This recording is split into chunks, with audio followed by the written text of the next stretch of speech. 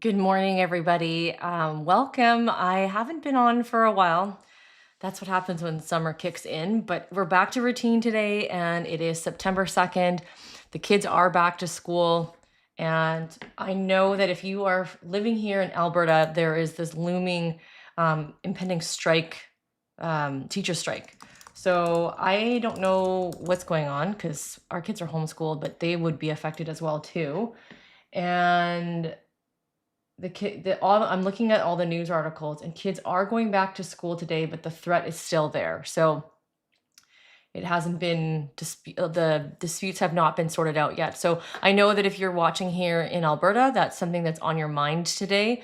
And today we're talking about the real estate stats, but of course, real estate always has to do with real life, real people, real situations, and that's something real that's happening right now. We are going to discuss things that are about the real estate market. If there's things you want to learn, I'd like to implement some sort of learning, whether it be through these weekly live updates or some additional videos. What would be helpful to you? Now, I like talking about stats because it's facts and it helps you make decisions and educate you on the market, because a lot of opinions are out there in social media, right? Depending on who you watch, it's just like when you watch the news. News is going to give you a certain perspective depending on what channel you watch. Social media is going to give you a certain opinion depending on what account you follow. And the algorithm is going to feed you what you've been watching. So if you want true facts, that's why we talk about the market stats here. That's why I give you actual facts so that you can make that decision for yourself. And so we are going to talk about that. Each week we talk about what has been listed, what has been sold, what's pending. So these are all numbers that tell a story. The story is going to decide if our market is a buyer's market, a seller's market. How does that impact you as a buyer and seller? So we're still going to dive into that today. But I also wanted to talk about how else do these numbers impact you? What kind of granular things can we dive into? Because obviously, each week I don't sit here for hours upon hours. So, what are some things that you'd like to learn as we kind of think about our content for this year? That would be really helpful. So, if you want to put in the comments, if you're live, definitely put the comments in so we can have a conversation today, right now, in real time, about what are the things exactly you'd like to learn. Could it be possible that you would be more educated, even if you're not buying or selling, on certain things about the market you would like a professional to dive into so that you understand how to determine the difference between a false um, property value versus a real one? Because here's the thing, there's AI now, there is all these websites that will tell you what your property is worth. And all of these things are all either machine learning or internet, that kind of stuff. It's not a person who has real life experience who's going to share with you and talk to you. Because if I don't know if you know about this, but AI can make mistakes. My husband and I went on I asked it to make a scavenger hunt for us at West Edmonton Mall, and it took us to a place that didn't even exist anymore. So there's definitely flaws in the AI system. There's some pros for sure. I do use it, but like you need to know when to use it and when to use this thing in your brain, in your head, sorry, that is very valuable. Make sure you use this when you're purchasing a home, when you're selling a home. Don't rely on that alone. You need to learn and practice those discernment skills so that you know how to make the best decision for you and your family. This is a lot of money that you are doing. When you use AI, it needs to be complemented. AI is a complementation, not a source, primary source only. That's my biggest kind of rant today. So let's dive into the stats. And if you are watching again, if you just tuned in, make sure you comment so that I can talk to you guys live here about things that are on your mind about the real estate market. So currently in Edmonton, there are just under, again, 3,000 listings. And this has been quite consistent over the weeks. And you can see I haven't done a live update in quite some time, and it hasn't really changed. So in Edmonton itself, for single family homes, it's pretty much stayed the same. Now, in a few days, I will be recording what happened in the month of August as a month scope. When we talk each week, it's giving you a little snippet, and then each month gives you a bigger picture. And then, of course, at the end of the year, I do a whole entire year. So would it be helpful if I did a quarterly review? just put in the comments and let me know, because maybe what I could do is every quarter do a summary of some of maybe some neighborhoods that you're interested in the West or Southwest. I can talk about that every quarter, and then that way you'd be able to learn more and understand what's really happening in this section quadrant of the city. Now, when we look at the pending deals, how many deals went under contract? We had 171 deals go under contract. It looks like a little bit change, but it's not a significant change when you look week over week. It's been pretty consistent. We don't want to see that number going really low. Like if it goes down to like low 100s or even under 100 for single family homes, that's going to put us definitely into a buyer's market, not a seller's market anymore. And in case you haven't realized, we have shifted our market, and it's not a seller's market purely anymore. We're definitely on both. We're in the shifted market, balanced. We're balancing out, and it definitely depends on where. And so what does that mean for you as a buyer? It does not mean we can lower the price. Every time you look at a house, it's like, I don't know, it's like buyers got amnesia. So in the last few years, you have seen on all over the news, all over social media, a house selling in minutes, a house selling within a few days, a house selling for over 50K, 100K over a list. You see things sell very quickly. And then as a buyer, you start panicking and you go, I'm willing to put more money in. I'm willing to give these terms and conditions. I'll do whatever it takes to get this house. And now what we're seeing is, I don't want that house. Tough luck for them. They're asking too much money. It didn't sell in 5 minutes. It's only been 5 days. So now I want to see $50,000 off. Please, for the love. Like, you can't expect that the market is going to go from up here all the way down to the bottom of the pit. I mean, I understand that our politics tends to swing one way to the other, but this is not politics. This is real estate. Real estate's not going to just dump and drive. Like, yeah, when we saw that increase, there was a very slow incline before COVID hit. It was literally expected. I remember saying, I'm expecting a increase that we haven't seen in a while, because every 5 years we see that cycle. And so in 2020, we were due for that increase. And now you add on to the fact that we had this ridiculous, crazy worldwide event. Obviously, it impacted things in such a huge way. And in Edmonton, it lasted much longer than a typical boom. So a boom will usually last 1 to maybe 2 years. It'll like climb. Then it'll like peter out, and then it'll do this. People think, oh, it's going to dive. Like, if it dips very small, and then goes back up, not up to where it was before, but it kind of evens itself out. So obviously the change between there was, instead of it being 2020 to about 2022, and then it just kind of is like meandering depending on the economy, if it's going to go down or up. And then in 2027, it would be then the next like boom, if we followed cycles, if real estate does actually follow those cycles. But because we've had this ridiculous worldwide event, it made things go crazy for a good solid 4.5 years. So 4.5 years solid, whereas it used to be a cycle of waiting 5 years before you saw like a 2-year thing. It actually didn't do that this time. This time we saw a 4.5 year steady insanity, exhaustion amongst agents. We have to go look at the house now. You need to be strategic when you sell your house so that you have a house to go into next. I mean, that's still a real life thing, but we're not looking at it the same way. Now we're shifted.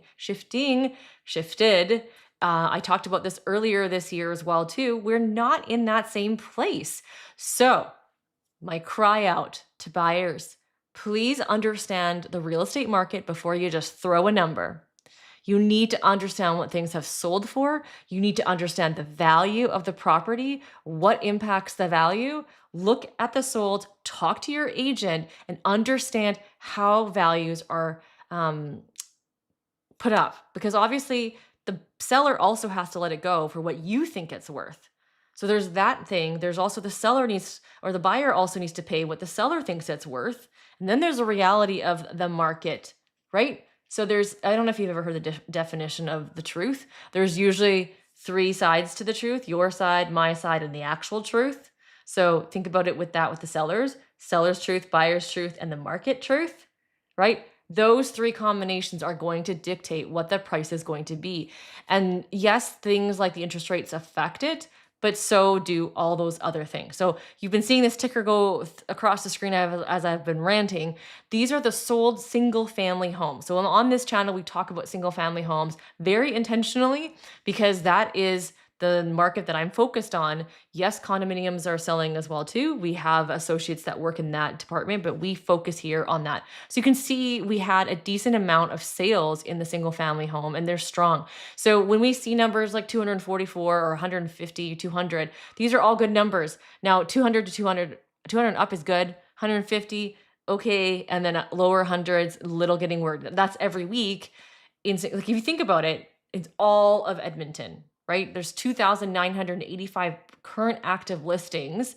If you're seeing like 250, 200, that's about 10% of single family homes moving every single week. That is still a very good market, but you're seeing the numbers come down. So the percentage of homes are coming down and the number of listings are starting to go up. So you start to see that like divide, right? So maybe I need to talk about what makes a seller's market, what makes a buyer's market. How do you manage and how do you handle a shifting market?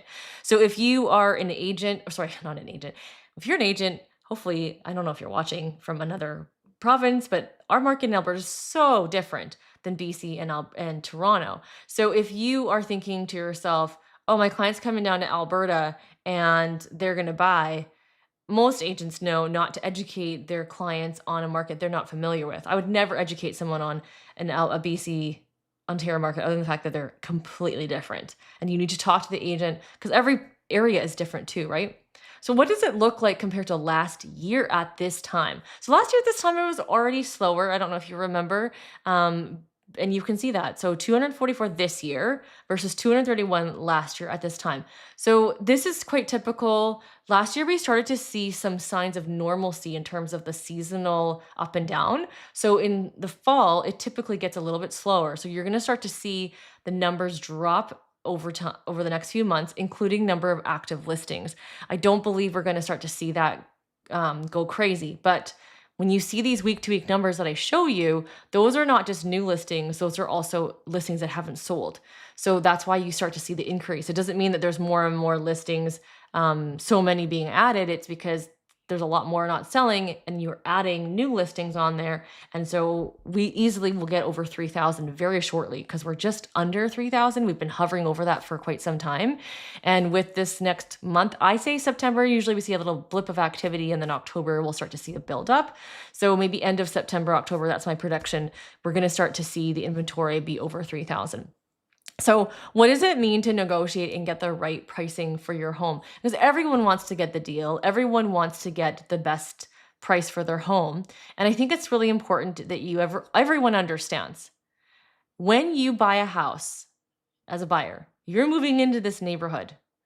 You bought that home. You want to brag about how you got a good deal, but you also want to make sure that you don't make it sort of trend for the rates for the house price to go downwards, because then you've started that and you're creating negative equity gain for yourself. I don't know if you've ever thought about that before, but now you've become a market stat. Now, if you're just a one-off and the other ones keep selling above, then it's a one-off. But what if you now start to trend for others when they say, well, that one went down for that low. No one else is buying your house, so let's get it for even lower. And so that's kind of why you'll see the prices go down. And I'm not saying that we shouldn't negotiate. I think it needs to be, again, in context. There's a lot of people I have met over the years of doing real estate who just want to just get the price off, even though there's no rhyme or reason. And I like a deal like nobody else. And negotiation is one of my strong points, but I think it's really important that negotiation isn't just about getting the price down. It's about getting terms and conditions. It's about understanding the seller and the buyer's needs, not just the price. And I think sometimes we get fixated on that, just like with interest rates, with mortgage, working with a bank versus a mortgage broker. Well, FYI, the mortgage broker actually doesn't cost you anything and actually helps you. But people think, well, I'm going to get less. Or you're buying a new house and you think, I don't need a realtor. I can deal with it myself because I don't want to lose a negotiation power. And I think that's one of the biggest lies that you could hear, because the builder markup is insane. Have you ever bought furniture and ever wondered to yourself, what is a good deal? When you go to those furniture shops and there's like 80% off, there is no way that that business is making no money selling it at 80% off. They have a business to run too. Have you ever been to closing out sales and they never close out? It's a lot of marketing. So you have to understand what it is that you're hunting for. What is this deal? What is important to you? And I think it's super important. So in videos that we talk about in the weeks to come, I'd like to focus us on different content. And so if you're watching, I'd love for you to put in the comments what type of things would help you as a buyer, seller, investor, or someone who's just curious about the Edmonton real estate market. What are the things that would be important? We talk about you as a buyer. So as a buyer, what do you need to know? What are the secrets that you need to know about buying in Edmonton? Because Edmonton is quite different than Calgary. And there are some best kept secrets. There's also some secrets that I think aren't secrets anymore for out of province. For example, you don't pay the crazy land transfer tax that most people do in those other provinces. Yes, our fees have gone up over the years, but it's definitely nowhere near those two other provinces. So is that something you guys knew about? I don't know. I assume now that people know, but I also assume that it's sometimes good to state the obvious. So let's talk about buyers. Let's talk about sellers. Let's talk about new home builds. I used to talk about those a lot too. So is there a builder? Now, I don't like to slam builders on YouTube, and I won't. If you are my client, I will be honest with you about what is the best fit for you and the reputation of builders. But in general, I can talk on YouTube about things to look for in a builder, layouts. We can discuss how to decide what kind of layout you want. At the end of the day, working with someone like myself who's experienced with that can give you a catered experience. But this YouTube video, I can share with the masses on kind of the elements that you want to consider when building a house so that you have some basic knowledge. But then when we work together, we can kind of go through that, or one of my colleagues will go through all the details of building. Building's becoming more popular again. Before COVID, it was such an insane deal that it was better than buying resale. And then when prices started to just spike like crazy, people kind of got a little gun shy, and then there's still people buying new build, but it's definitely in the last year slowed way down. So if you want to talk about getting a deal, that is not a homeowner, that is a business, and they're trying to make a ton of money on. And I just don't even get me started on zero lot lines. And I think I need to do an updated video on zero lot lines because that has become so normal to buy now. So do you know what you're getting yourself into? Do you know the difference between a zero and a non-zero, the advantages, the disadvantages of buying a zero?